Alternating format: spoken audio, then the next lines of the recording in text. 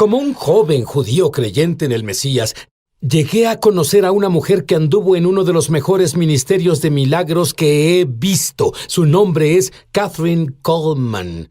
Y ella solía decir: por favor, no entristezcan al Espíritu Santo. Él es todo lo que tengo. Y mi siguiente invitado comenzó una genuina amistad con el Espíritu Santo a los 13 años. Ahora tiene 27 y dice que lo más importante del momento es que tú tengas una amistad con el Espíritu del Dios vivo y a Él le gustaría ayudarte a desarrollar eso. Yo quiero eso, ¿y tú?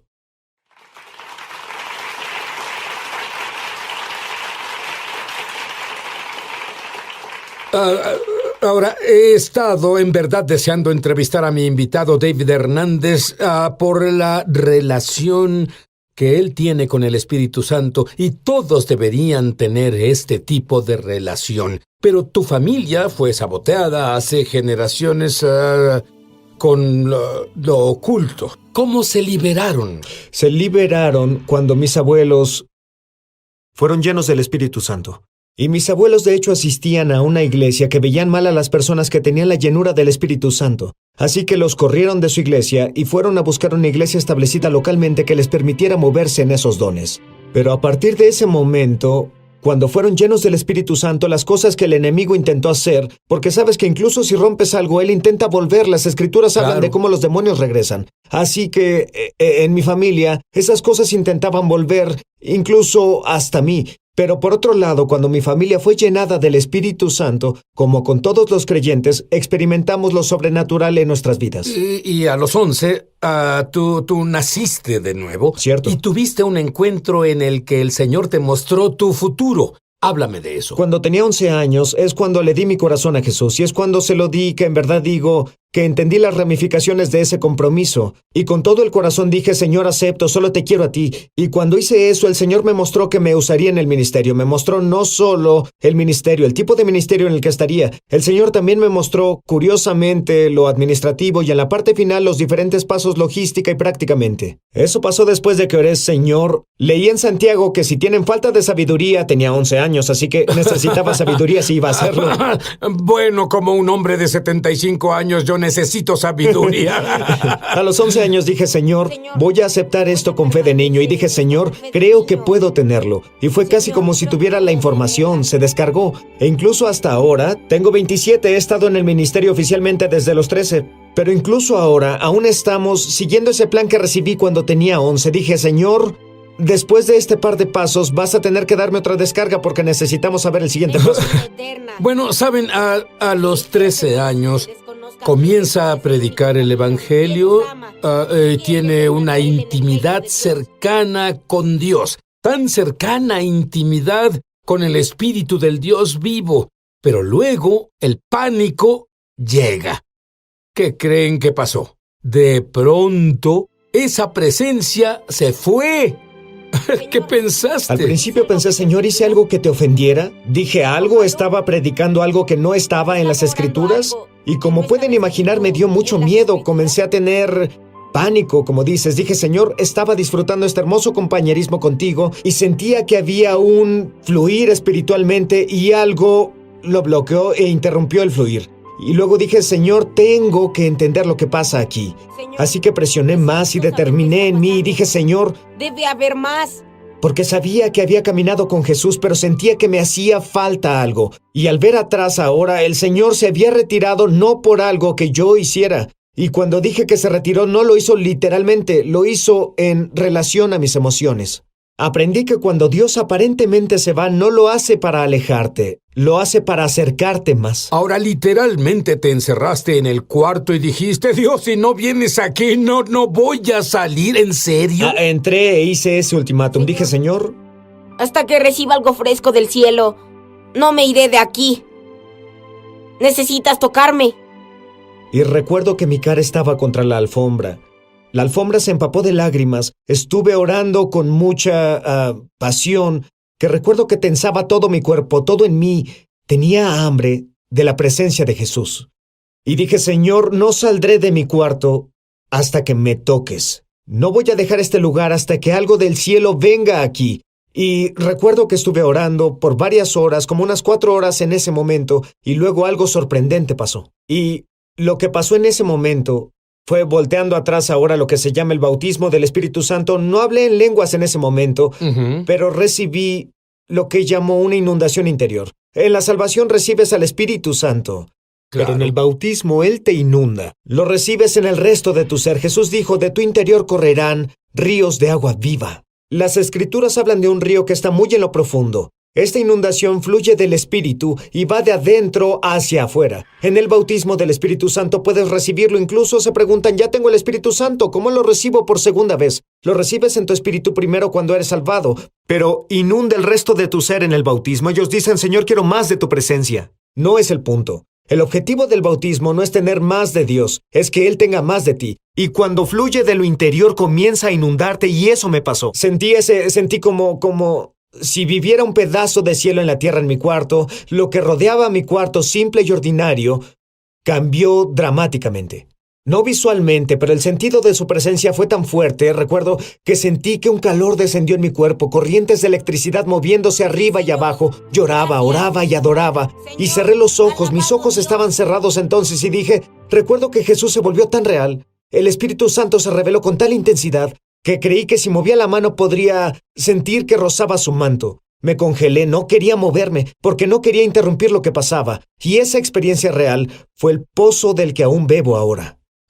Pero eso te impulsó a que tuvieras más pasión en tu intimidad con Dios. Pasabas horas y horas buscando a Dios. Háblame de eso. Bueno, había estado buscando tutores e incluso iba a conferencias y leía libros y pasaba mi tiempo en oración. Lo pasaba en la palabra, tanto que cuando leía la palabra, mi Biblia comenzaba a deshacerse. Oía esa vieja cita, una Biblia en pedazos usualmente pertenece a alguien que no lo está. Así que estaba buscando y recuerdo que solo leía. Y cuando lo leí era joven, así que no pensaba, quiero predicar un sermón o quiero tener una revelación. Simplemente era, Jesús, quiero ver otra faceta de quién eres.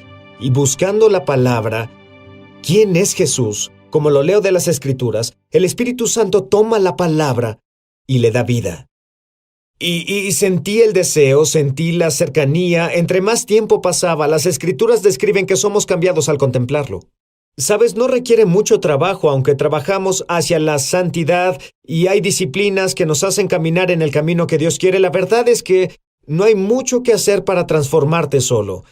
Pero fue de la presencia de Jesús que recibí la transformación. Hechos capítulo 4 habla cómo los fariseos y los saduceos sabían que los discípulos estuvieron con Jesús por el tiempo que pasaron con él. Así que la presencia de Dios te transformará. Y al pasar tiempo buscando, mirando el semblante adorable de Cristo, el majestuoso semblante hermoso del Hijo del Dios vivo, estás viendo en las Escrituras y eres transformado. Al ver la palabra, eres cambiado a su imagen, te vuelves más como Jesús. Por cada momento que pasas en su presencia, te vuelves más como Él. Eres transformado a ser más como Jesús. Ahora, hablando de ser más como Él comienza a ir a la escuela y esa fuente de la presencia de Dios se derrama de Él hacia todos los estudiantes. Cuando algo que no lo manifestaste en lenguas, pero un día subiste al altar y ¿qué pasó? Estaba en el altar. Un evangelista visitó nuestra iglesia. Él oró y habló de ese don de hablar en lenguas. Ahora entiendo que es la inundación que rebosa y toca la boca. Y dije, Señor, quiero ese don porque sé que si puedo operar en ese don, puedo oír más claramente tu voz y acercarme más a ti y avanzar en oración. Claro. Y ya sabes cómo hacen filas detrás de las personas. Vienen por oración y teníamos 2 filas. Yo estaba detrás de un caballero muy alto que tenía una manga que colgaba de su codo. Y él era tan alto que cuando se mecía, cada vez que bajaba su manga me pegaba en la frente. Así que debió haber sido molesto. Y era muy molesto, pero estaba orando y recuerdo que seguía sintiendo su manga tocando mi frente. Pero tenía tanta hambre por la presencia de Dios que dije, no me voy a mover porque quiero que el evangelista me imponga manos. Así que estuve ahí con las manos levantadas y diciendo, Señor, estoy listo para recibir lo que tienes para mí. Me rindo al don cuando lo reciba. Y el evangelista no lo sabía en ese momento. Imponía manos en el hombre alto que me molestaba con su manga. Entonces, cuando el evangelista lo tocó, esa vez cuando la manga me tocó de nuevo, sentí una descarga de electricidad que recorrió mi cuerpo. Así que pasó del pastor a través de ese hombre y de su manga molesta y me tocó en la frente y lo sentí y recuerdo que fue como si me inundara. Y comencé a orar en el Espíritu Santo. Yo estaba orando en voz alta, las personas me estaban viendo. Y yo estaba sorprendido porque estaba orando en el Espíritu Santo con tanta pasión y dije, esto es por lo que oraba. Y eso llevó a otras cosas en el ministerio. Bueno, háblame. Me emocioné, ¿sabes? Cuando eres lleno del Espíritu Santo, no tienes que esforzarte para evangelizar o esforzarte para adorar. Todo en ti tiene que ceder. Dices, tal vez estoy exagerando porque es tan natural. Y la amistad del Espíritu Santo, porque comencé a pasar tiempo con Él, a donde quiera que voy, estoy consciente de que Él estaba conmigo incluso en la escuela. Y comencé a hablarle a todos sobre Jesús, y llegó el punto donde, en el almuerzo, los niños comenzaban a oír acerca de Jesús. Y yo comenzaba a orar con ellos. Vimos gente ser sanada de psoriasis, vimos gente quitarse los lentes, pudieron ser sanados y ver. Vimos gente con huesos rotos ser sanados, con tobillos hinchados sanados enfrente de todo el mundo y solo... ¿No te hacían burla había nunca? Unos, sí. Especialmente hubo uno que se burlaba y una de las cosas que se manifestaban también cuando las personas iban a ese grupo un par de veces, las personas no sabían a qué iban, solo veían personas reunidas y cuando se acercaban, la gloria se manifestaba tanto en el lugar donde orábamos que los chicos no podían estar de pie cuando se acercaban al lugar y no sabían por qué. Y un chico tenía el brazo lesionado y otro vio. Yo estaba hablando con alguien y dije, vamos a creer en Dios. Y vamos a creer en tu sanidad. Repite después de mí. Y oré. Al orar por él, escuché al otro detrás de mí. Es falso, está usando la psicología. Está usando el poder de la sugestión. Y yo no estaba enojado. Quería intentar explicar por qué esto era algo real. Era el poder de Dios. Y me volteé y recuerdo que tenía mi mano así. Y cuando me giré hacia él para decirle lo que Dios hacía, en el momento en que giré hacia él, cayó bajo el poder. Se levantó y es gracioso, se levantó y dijo, no puedo creerlo, no puedo creerlo, no puedo creerlo. Y dije, te acaba de pasar, ¿cómo es que no lo crees? La gloria de Dios lo tocó y un par de meses después estaba en nuestra iglesia, en el altar orando, llorando, dándole su corazón a Jesús. Y eso fue por la gloria de Dios, fue por esa amistad que Él derramó y manifestó en la vida diaria. David, eres un precursor. Lo que escucharon a David decir va a pasar en las escuelas de todo el mundo. Va a pasar en las universidades de todo el mundo.